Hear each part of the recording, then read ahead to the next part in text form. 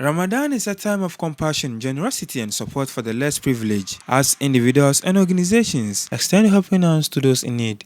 Ghanaian international footballer Mohammed Kudus has once again demonstrated this spirit of giving through his Kudus Dream annual Ramadan outreach program.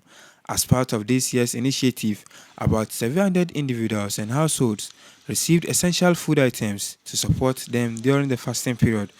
The outreach covered several communities in Accra, including Nima, Mamobi, Pig Farm, and Ablikuma.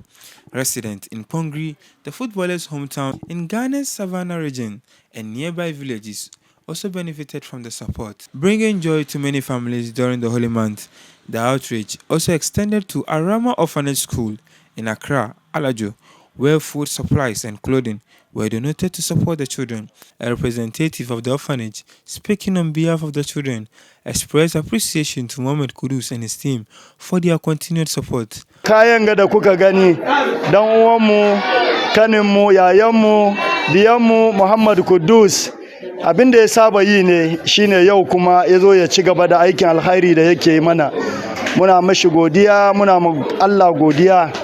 Abinda ya samu ya bamu ubangijin Allah ya kara shi gaba. Project lead Yusuf Suleiman reaffirmed Mohammed Kudus' commitment to giving back to society, noting that the initiative is aimed at supporting vulnerable communities and putting smiles on the face of the less privileged. To give it out to the children. Okay. As you are aware, it's something that we've been doing every year. We are just here to show love. The Kudus Dream Ramadan Outreach continues to highlight the power of generosity and community support during the holy month.